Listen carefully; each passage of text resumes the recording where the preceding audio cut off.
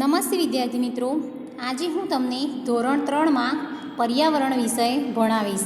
એમાં આપણે પાઠ 19 ભણી ચૂક્યા.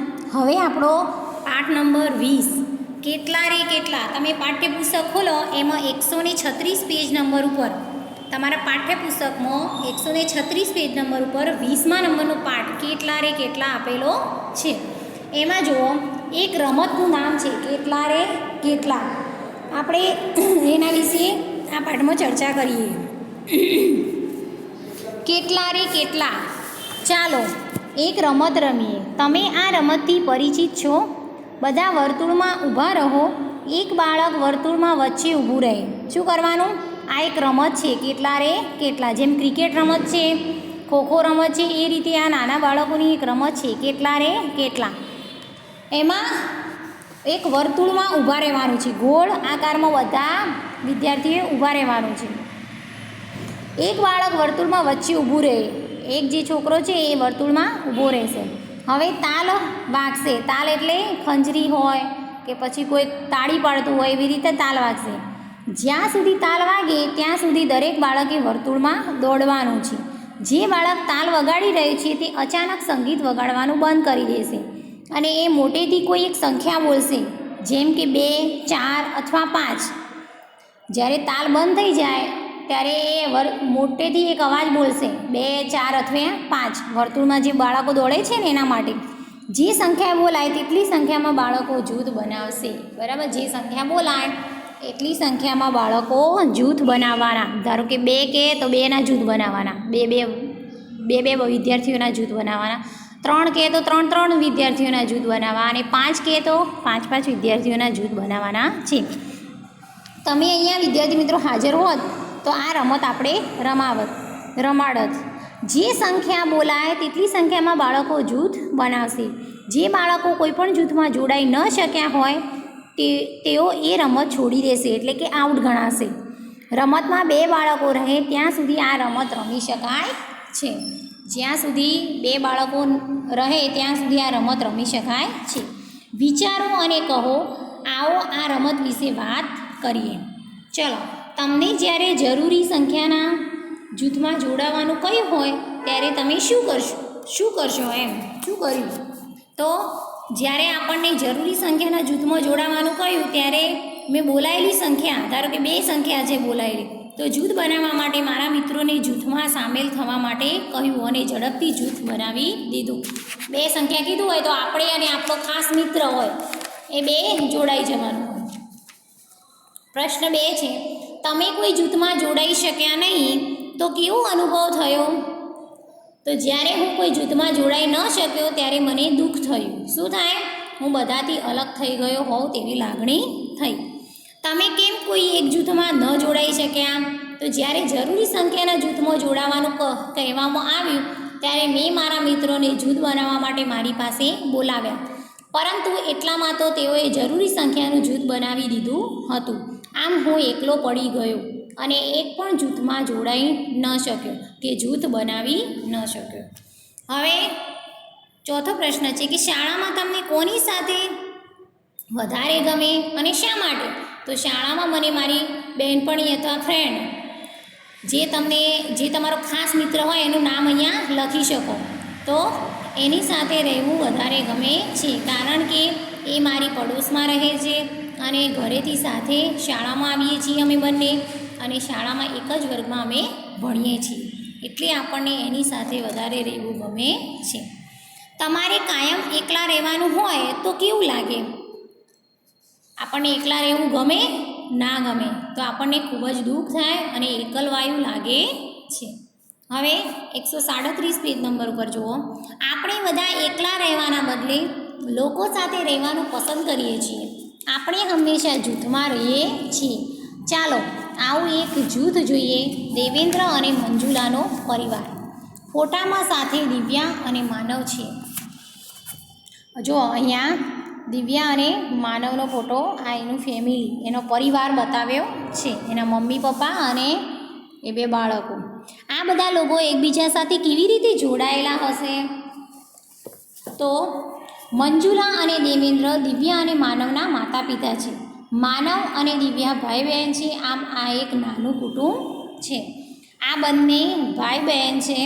આ એમના માતા પિતા છે. બરાબર, પિતા અને માતા છે એ રીતે. મંજુલા અને દેવેન્દ્ર એ દિવ્યા અને માનવના માતા પિતા છે. આ રીતે એમનું એક નાનું સુખી કુટુંબ છે. તમે ચિત્રમાં જોયું તે એક જ પરિવારનો ફોટો છે. આપણે અવારનવાર આવા કુટુંબના ચિત્રો અથવા ફોટા જોઈએ છીએ. આવા ફોટા આપણે ક્યાંય જોયા છે? હા, આપણા ઘરમાં કોઈ વાર ફેમિલી ફોટો હોય છે. શું બધાના કુટુંબમાં આટલા સભ્યો હોય છે? ના, કોઈને ભાઈ નાનો હોય, કોઈને બેન મોટી હોય, કોઈને 2 બહેનો અને 1 ભાઈ હોય, કોઈને 2 ભાઈ અને 1 બહેન હોય. એ રીતે દરેક સભ્યો સરખા હોતા નથી. શું બધાના પરિવાર એક સરખા જ હોય છે? ના, કોઈને દાદા દાદી હોય, મમ્મી કોઈને પપ્પાના હોય, કોઈને મમ્મીના હોય, તો કોઈ એક જ ભાઈ, એક જ છોકરો હોય, એની બેન કે ભાઈ કોઈ ના હોય. તો ચાલો થોડા પરિવાર વિશે આપણે વાંચીએ. બરાબર, એ રીતે પરિવારમાં એક સરખા હોતા નથી, એના સભ્યો જુદા જુદા હોય છે. હવે આપણે થોડા પરિવારો વિશે ચર્ચા કરવાની છે, કુટુંબો વિશે. તો સીતા સુરત શહેરમાં રહે છે. તેઓ તેમના વડીલોના મકાનમાં રહે છે. તેમના દાદા દાદી, નાના કાકા અને ફોઈ નીચેના ભાગમાં રહે છે. પહેલા માળના એક ભાગમાં સીતાબેન, તેના માતા પિતા અને નાની બહેન ગીતા સાથે રહે છે. બીજા ભાગમાં તેના મોટા કાકા તેમના 3 બાળકો સાથે રહે છે અને સીતાની મોટી કાકી થોડા મહિનાઓ પહેલાં જ મૃત્યુ પામ્યા હતા. હવે આગળ જુઓ 138 પેજ નંબર પર. તેના મોટા કાકા અને કાકી અગાસી પરની એક રૂમમાં રહે છે. તેઓના નવા લગ્ન થયા છે. સાંજે જમતા પહેલાં સીતાની માતા બધા બાળકોને ભણાવે છે. પરીક્ષામાં પૂછાય કે કોણ બાળકોને ભણાવે છે અથવા સીતાની માતા કોને ભણાવે છે? તો બધા બાળકોને ભણાવે છે. નીચેના માળે કુટુંબના બધા સભ્યો માટે એક જ રસોડામાં જમવાનું બને છે અને તેઓ બધા પ્રયત્ન કરે છે કે સાંજનું જમવાનું સાથે જ જમે.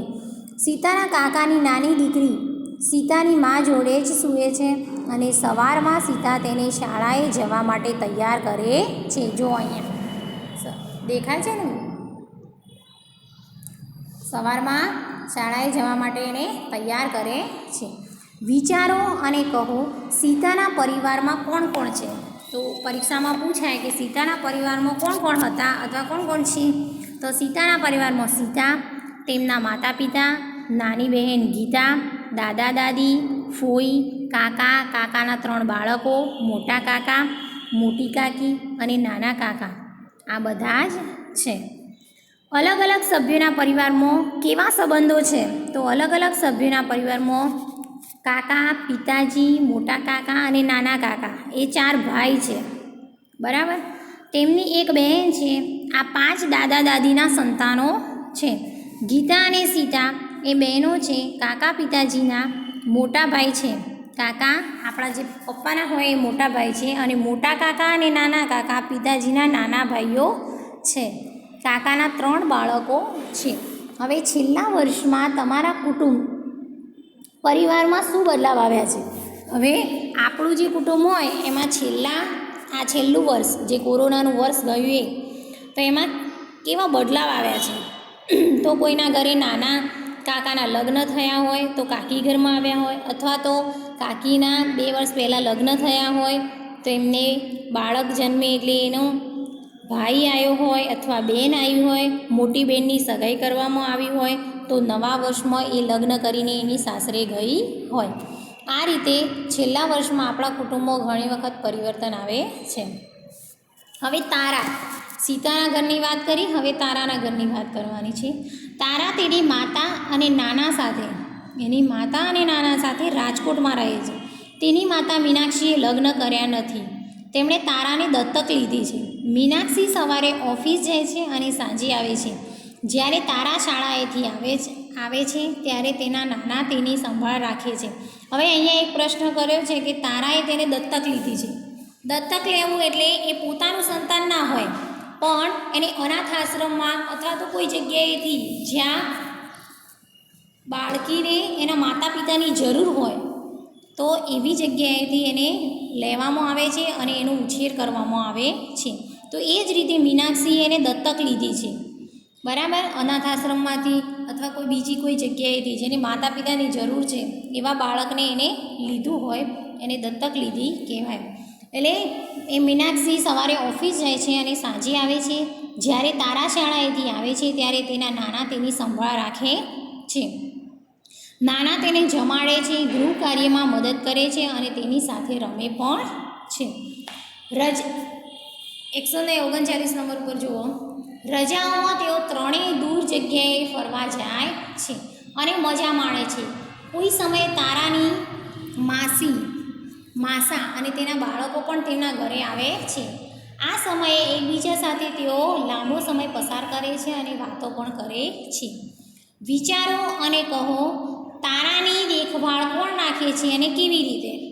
તો આપણે જોયું એ રીતે કે તારાની દેખભાળ તેના દાદા રાખે છે, એટલે કે નાના રાખે છે અને તેઓ તેને જમાડે છે, ગૃહ કાર્યમાં મદદ કરે છે અને તેની સાથે રમે છે. હવે કુટુંબના સભ્યો ભેગા મળીને કઈ કઈ વાતો કરે છે? તો સામાજિક વ્યવહારની વાતો, કુટુંબની અંદરની વાતો, બાળકોના શિક્ષણની, તેમના વર્તનની, સમજણની વાતો, પોતાના સારા નરસા અનુભવોની વાતો, ઘર ખર્ચની વાતો પણ કરે છે. હવે નીચે જુઓ. રેહાના અને હબીબ, સીતાના ઘરની વાત કરી, તારાના ઘરની વાત કરી. હવે રેહાના અને હબીબની વાતો આપણે કુટુંબના સભ્યોની ચર્ચા કરીએ. રેહાના અને હબીબ શહેરમાં રહે છે. બંને નોકરી કરે છે. હબીબ સરકારી ઓફિસમાં ક્લાર્ક છે અને રેહાના શાળામાં ભણાવે છે. હબીબના પિતાજી નિવૃત્તિ પછી તેમની સાથે રહે છે. સાંજે તેઓ ત્રણેય સાથે બેસીને ટેલિવિઝન જુએ છે. તેમને ચર્ચા જોવી પણ ગમે છે. રજાઓમાં પડોશમાંથી બાળકો તેમના ઘરે આવે છે અને ખૂબ જ મજા કરે છે. તેઓ રમતો રમે, બહાર જાય અને ક્યારેક નાટક અને ચલચિત્રો પણ જુએ. વિચારો અને કહો, આ કુટુંબમાં બીજા કોણ કોણ છે? આ કુટુંબમાં બીજા કોણ કોણ છે? તો રેહાના, હબીબ અને હબીબના પિતાજી રહે છે. બીજો પ્રશ્ન છે, ટેલિવિઝનમાં તમને શું જોવું ગમે છે અને કેમ? આપણે ટીવીમાં શું શું જોઈએ? તો પહેલું તો આપણે મોટું પતલું કાર્ટૂન જ જોઈએ, બરાબર. તો ટેલિવિઝનમાં આપણે કાર્ટૂન, ક્વિઝ એટલે જે સ્પર્ધા હોય પ્રશ્નો પૂછવાની એ, પછી બાળકોની સિરિયલો જેવી કે છોટા ભીમ, હનુમાન, બહાદુર બાળકો વગેરે જોવા ગમે છે, કારણ કે કાર્ટૂનથી આપણને ખૂબ જ મજા આવે છે અને ક્વિઝ દ્વારા નવું શીખવા મળે છે, જાણવા મળે છે, તથા બાળકોની સિરિયલોમાંથી આપણને પ્રેરણા મળે છે, તેનાથી મારા જીવનમાં ખૂબ જ સાહસનો ગુણ કેળવાય છે, બરાબર. ટેલિવિઝનમાં આપણે જ્યારે મમ્મી પણ સિરિયલ જોતી હોય તો રિમોટ લઈ લઈએ છીએ અને કાર્ટૂન જોવું આપણને ગમે છે, એટલે આપણે છોટા ભીમ એવી સિરિયલો આપણે જોઈએ છે. કેવી રીતે કુટુંબના સભ્યો ભેગા થઈ અને મજા કરે છે? તો રજાઓમાં પાડોશમાંથી બાળકો તેમના ઘરે આવે છે અને ખૂબ જ મજા કરે છે. તેઓ રમતો રમે છે, બહાર ફરવા જાય છે, ક્યારેક નાટક જોવા જાય છે અને ચલચિત્રો પણ જોવાની મજા કરે છે. 140 પેજ નંબર પર જુઓ. હવે કેતનની વાત કરી છે કે કેતનના કુટુંબની વાત કરી. તો કેતન તેના પિતા, કાકા અને પિતરાઈ ભાઈઓ સાથે અમદાવાદની કોલોનીમાં રહે છે. કેતન અને તેના ભાઈઓને અમદાવાદ ભણવા માટે આવવું પડ્યું. તેના પિતા અને કાકા અહીં કામ કરે છે. બધા ભેગા મળીને ઘરકામ કરે છે. કેતનના કાકાએ બનાવેલી રસોઈ દરેકને ગમે છે. કેતનના પિતા બજારમાંથી ખરીદી કરી લાવે છે. તેઓ થોડા પૈસા કેતનના દાદાને નિયમિત ગામડે મોકલે છે. કેતનની માતા, દાદા, દાદી, કાકી, નાના, મોટા ભાઈ અને બહેનો તેમના ગામડે રહે છે. વર્ષમાં એકવાર કેતન ગામડે જાય છે. તેની મા ગામડે રહે છે અને કેતન અમદાવાદમાં રહે છે. તે તેની માને ખૂબ યાદ કરે છે. તે એમને પત્ર પણ લખે છે. વિચારો અને કહો, કેતનના કુટુંબના સભ્યો એકબીજા સાથે કેવી રીતે સંપર્કમાં રહે છે? તો કેતન તેની માતાને પત્ર લખે છે અને તે વર્ષમાં એકવાર તેના ગામડે જાય છે. આ રીતે તેઓ એકબીજા સાથે સંપર્કમાં રહે છે. કે બીજો પ્રશ્ન છે કે કેતનના કુટુંબના કયા સભ્યો શહેરમાં અને કયા સભ્યો ગામડામાં રહે છે અને કેમ? તો કેતન તેના પિતાજી, કાકા અને કાકાના દીકરા પિતરાઈ ભાઈઓ શહેરમાં રહે છે અને કેતનના પિતા અને કાકા શહેરમાં કામ કરે છે. કેતન અને તેના પિતરાઈ ભાઈઓ પણ ભણે છે. કેતનના મમ્મી, દાદા, દાદી, કાકી અને નાના મોટા ભાઈ કે બહેનો ગામડામાં રહે છે, કારણ કે કેતન અને તેના પિતરાઈ ભાઈઓને ભણવા માટે અમદાવાદ શહેરમાં આવવું પડ્યું છે.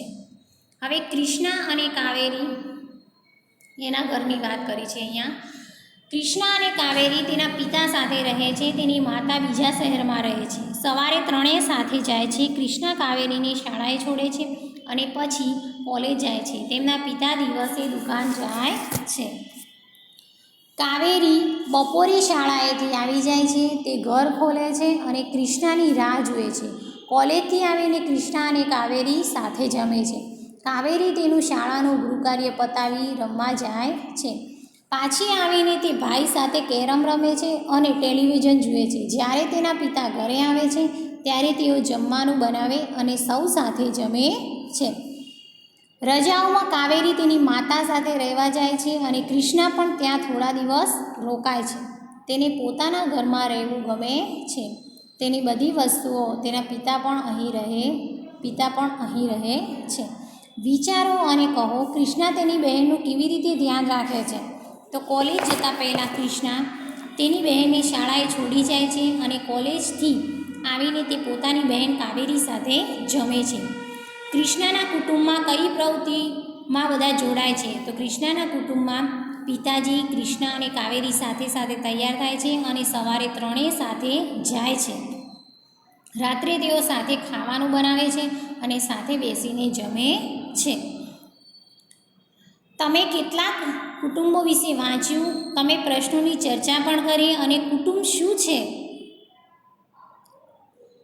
છે, કુટુંબના પ્રકાર કયા કયા છે, આ વિગત અને ચર્ચાને આધારે તમે કેટલુંક નક્કી કરી શક્યા હશો.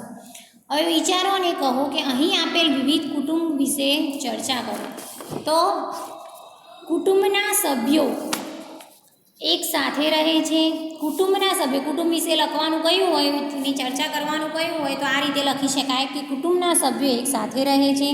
કુટુંબના સભ્યો એકબીજાની સંભાળ રાખે છે. કુટુંબના સભ્યો એકબીજા સાથે ખાવાનું ખાય છે. કુટુંબના સભ્યો એક સાથે ટીવી જોવાનું, રમવાનું, ફરવા જવાનું પસંદ કરે છે. ઘરના મોટા વડીલો રૂપિયા કમાવાનું કામ કરે છે. બાળકો ભણવા જાય છે અને કુટુંબના સભ્યો એકબીજાને ખૂબ જ ચાહે છે. હવે પેજ નંબર 142 પર જુઓ. તમારા કુટુંબમાં થતું હોય તેવા વાક્ય સામે ખરાની નિશાની કરો. હવે આપણા કુટુંબમાં જે આ થતું હોય એની સામે ખરાની નિશાની તમારે કરવાની છે.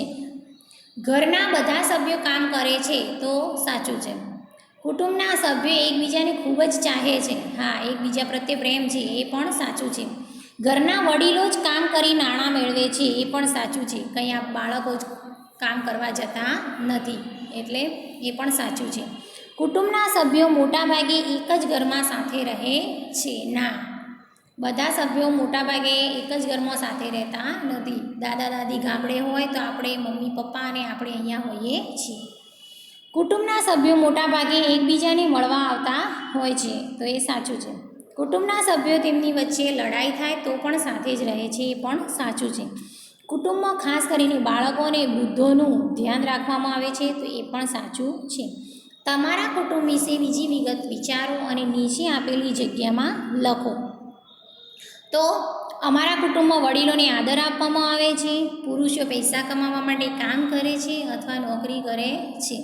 કુટુંબની મહિલાઓ ઘરનું કામકાજ સંભાળે છે. એ રીતે તમારે અંદર પ્રશ્નનો જવાબ લખી દેવાનો છે. સીતાનું કુટુંબ વૃક્ષ, તો એના વિશે આપણે ચર્ચા કરીએ. તો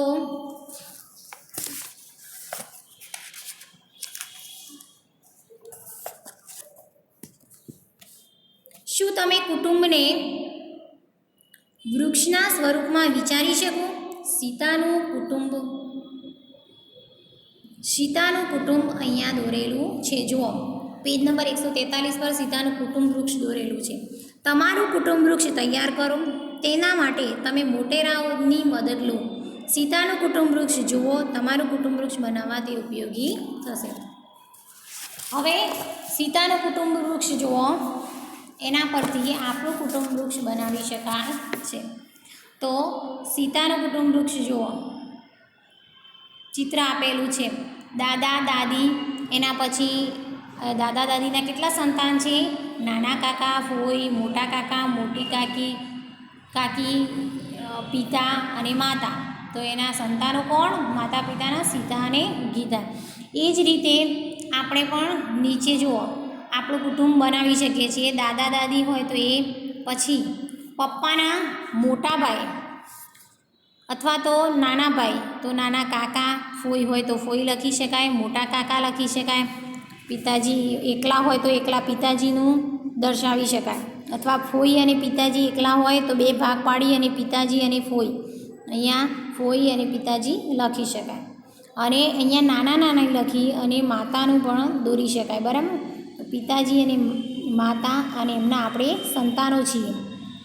તો આપણે જે ભાઈ બહેન છે એના વિશે આપણે લખી શકીએ. આપણે 2 ભાઈ બહેન હોય તો અહીંયા હું અને નાની બહેન, અને કાકાના જે દીકરા હોય અથવા તો એક છોકરો હોય તો આપણે એ રીતે વૃક્ષ બનાવી શકીએ છીએ. આના માટે તમારે તમારા મમ્મી પપ્પાની મદદ લઈને બનાવવું હોય તો પણ અહીંયા લખી શકો છો, બરાબર. તો અહીંયા આપણો આ પાઠ, કુટુંબ વિશેનો પાઠ અહીંયા પૂરો થાય છે. અને રમત છે, કેટલા રે કેટલા એ રમત છે, જે આપણે પહેલી જ ચર્ચા કરી, જે વર્તુળમાં રહીને વર્તુળમાં આપણે રમી શકીએ છીએ. ધન્યવાદ.